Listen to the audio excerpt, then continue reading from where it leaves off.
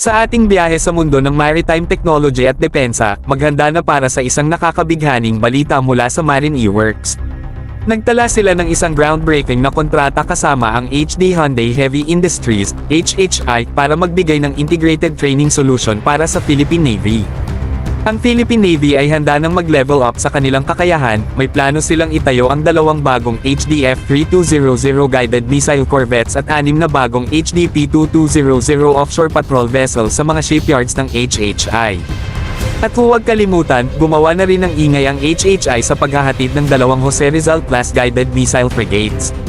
Pero teka, may mas marami pa. Ang Marine Electronics at Marine eWorks ay umiskor ng malaking kontrata na nagkakahalaga ng higit sa $10 million mula sa HHI para sa mga programa sa depensa at kalakalan noong 2023. Mula sa Integrated Navigation Systems hanggang sa Smart Ship Solutions, malinaw na ang innovation ay nasa pangunguna ng pagsasamahan na ito. Ang event para sa pagpirma ng kontrata ay talagang nakakamangha, na inorganisa ng KEI Tech Market Day. Ang KIT, na may taunang budget na $3 billion, ay nagbubukas ng daan para sa cutting-edge na R&D, suportado ang mga kumpanya sa pagdevelop ng mga bagong teknolohiya at pagtulak ng mga limitasyon sa industriya ng maritime. Ngayon, pag-usapan natin ang timelines.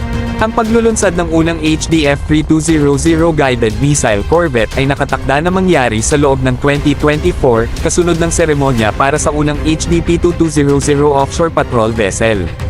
Sa mga deliveries na inaasahan sa 2025 at sa mga susunod pa, ang Philippine Navy ay tiyak na magkakaroon ng matatag na flote sa pamamagitan ng 2028.